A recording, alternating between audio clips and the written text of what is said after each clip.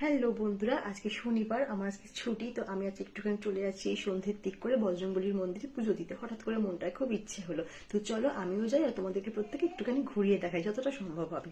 চলো ওখানে গিয়ে দেখা। তো দেখো বন্ধুরা, গত শনিবার দিন আমি আমাদের এখানে যে বজরংবলীর মন্দির আছে সেইখানে চলে গিয়েছিলাম। আসল কথা, বাড়িতে আমার একদমই ভালো লাগছিল না, তাই জন্য মনে হচ্ছিল যে একটুখানি ভগবানের কাছ থেকে ঘুরে আসি। তো আমি চলে গিয়েছিলাম বজরংবলীর মন্দিরে। এই হলো সেই মূর্তি। আর দেখো, তারই ঠিক পাশে রয়েছে হচ্ছে বিভিন্ন রকমের বজরংবলীর ফটো। আর রয়েছে হচ্ছে বজরংবলীর আরেকটা ছোট মূর্তি এবং রাম লক্ষ্মণ সীতাজির মূর্তি। তো যাই হোক, খুবই ভালো লাগে আমার এখানে কোনো মন্দিরে যেতেই আমার খুব ভালো লাগে। তোমরা সবাই নিশ্চয়ই এটা অনুভব করতে পারো যে মন্দিরে গেলেই মনটা আমাদের খুব শান্ত হয়ে যায়, মনে শান্তি পাওয়া যায়, মনটা ঠান্ডা হয়ে যায় আসল কথা। তো খুবই ভালো, আমি চলে গিয়েছিলাম। আর দেখো, এইখানে ঠাকুরকে সবাই ধূপ মোমবাতি দেখি এখানে রেখে দিয়ে যায় সেটা। তো দেখো, আমিও সেখানে রেখে দিয়েছিলাম। আর এই মন্দিরের সঙ্গে আছে একটা মহাদেবের মন্দির। তো ওম ত্রয়ম্বকম যজামহে সুগন্ধিম পুষ্টিবর্ধনম উর্বারুকমিব বন্ধনাম মৃত্যুর্মুক্ষীয়ম অমৃতাৎ। এবং মহাদেবের মন্দিরের সামনেই নন্দীদেবের মূর্তি করা আছে, যেটা আরও সুন্দর লাগছে দেখতে।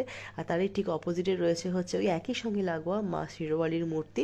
এবং মা শেরওয়ালির কোলে রয়েছেন গণেশজি এবং পাশে রয়েছেন কার্তিক দেব। তো এটা হচ্ছে নতুনভাবে তৈরি করা হয়েছে, বাট খুবই ভালো লাগছে যে আরেকটা নতুন মন্দির এখানে হলো একই সঙ্গে। তো আরেক জায়গায় দেখো রয়েছে এখানে তুলসীতলা, তুলসী মঞ্চ করা আছে এবং সঙ্গে ফণিমনসা গাছও আছে। ওভারঅল মন্দিরটা খুব সুন্দরভাবে গোছানো, এবং আমি বেরিয়ে যাওয়ার সময় তোমাদেরকে মন্দিরটা বাইরে থেকে একটু দেখানোর চেষ্টা করলাম। খুব ভালো কাটলো শনিবারটা। জয় বজরংবলী, জয় শ্রীরাম, জয় বজরংবলী, জয় শ্রীরাম।